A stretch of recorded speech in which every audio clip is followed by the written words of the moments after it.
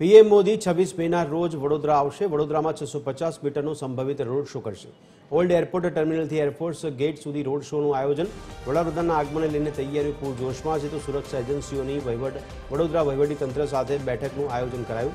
Operation સિંદૂરની સફળતાને વધાવશે વડોદરાવાસીઓ।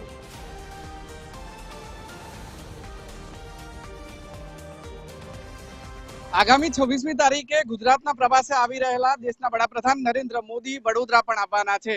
Vadodara airport પર તેઓ ઉતરવાના છે અને ત્યારબાદ અહીંથી સંભવિત 650 મીટરનો રોડ શો કરે તેવી શક્યતા છે। પરંતુ વડાપ્રધાન આવવાના હોય ને તેના આગમનને પૂર્વ તૈયારીઓ કરવાની હોય તો તેને લઈને બેઠકોનો ધમધમાટ અહીંયા ઓલ્ડ એરપોર્ટ બિલ્ડિંગ ખાતે જોવા મળી રહ્યો છે। આપ અહીંયા જોઈ શકો છો ચુસ્ત પોલીસ બંદોબસ્ત અત્યારથી જ છે।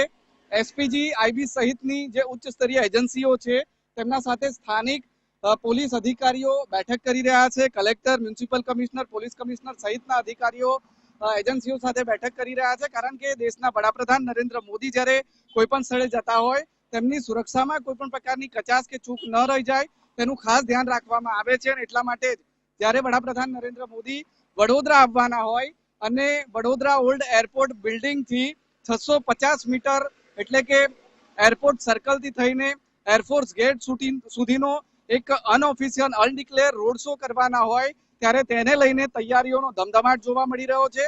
વડોદરામાં વડાપ્રધાન નરેન્દ્ર મોદી નારી શક્તિનું અભિવાદન ઝીલશે અને વડોદરાવાસીઓ ઓપરેશન સિંદૂરમાં વડાપ્રધાન નરેન્દ્ર મોદી, કેન્દ્ર સરકાર અને દેશની સેનાની સફળતા બદલ વડાપ્રધાન નરેન્દ્ર મોદીનો આભાર પણ માનશે। અમિત ઠાકોર, TV 13 ગુજરાતી, વડોદરા।